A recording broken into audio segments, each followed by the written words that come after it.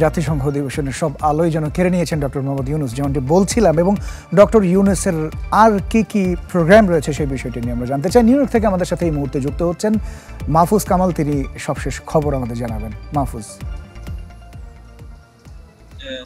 আজকে আমরা জানতে পেরেছি অন্তর্বর্তীকালীন সরকারের প্রধান উপদেষ্টা সকালে তিনি ঠিক জাতিসংঘ সভাপতি হয়েছেন এবং তিনি সকালে human rights TSO coordinator Carrie কেনেডির সাথে বৈঠক করেছেন।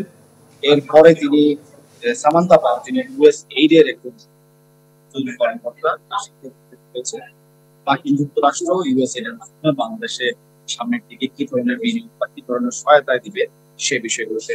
এর পরবর্তীতে এখন যে বৈঠকটি চলছে আমরা এখনো নিশ্চিত হতে পারছি না, তবে অনেকে আমাদেরকে জানিয়েছেন যে পাকিস্তানের প্রধানমন্ত্রী শাহবাজ শরীফের সাথে আজকে বৈঠক হওয়ার কথা রয়েছে। তো এই বৈঠকটি ঠিক এখনই শুরু হওয়ার কথা, নিউ ইয়র্ক সময় ঠিক 10:30টায়। এরপরে এই বৈঠকের পর তিনি ইউএন হাই কমিশনের যে হিউম্যান রাইটস এর যিনি উদ্বোধনী কর্মকর্তা তিনি আলোচনা করবেন, মিটিং করবেন এবং সেখানে মানবাধিকার বিষয়গুলো উঠে আসবে। তিনি 5 আগস্ট এবং এর আগে যে ঘটনাগুলো ঘটেছিল এবং ছাত্রদের যে ত্যাগ এবং যারা এই দেশকে 5 আগস্টের পরবর্তী এই পরিস্থিতির জন্য যে ত্যাগ স্বীকার করেছে সেগুলো তিনি তুলে ধরবেন। এর পরবর্তীতে তিনি দ্য নিউ ইয়র্ক টাইমস এর ক্লাইমেট ফরওয়ার্ড একটি ইভেন্ট রয়েছে, সেখানে তিনি যোগদান করবেন। এরপরে ঠিক 1টার দিকে তিনি বিল অ্যান্ড মেলিনা গেটস এর একটি ফাউন্ডেশন রয়েছে, সেই ফাউন্ডেশনে তিনি বক্তব্য রাখবেন সেখানে।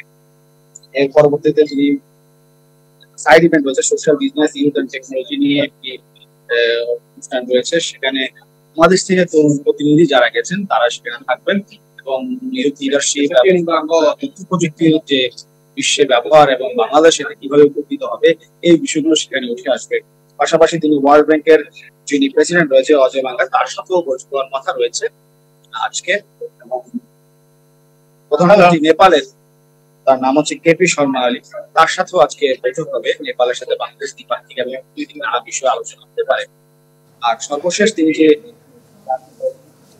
জানতে পেরেছি সেটি হচ্ছে তিনি বাংলাদেশি থেকে রয়েছেন যাদের সাথে গতকাল সাক্ষাৎ হয়নি, এখানে বড় বড় প্রতিষ্ঠানে কর্মরত রয়েছেন এবং রয়েছেন, তাদের সাথে দেখা করার কথা রয়েছে, তবে এটি এখন নিশ্চিত নয়।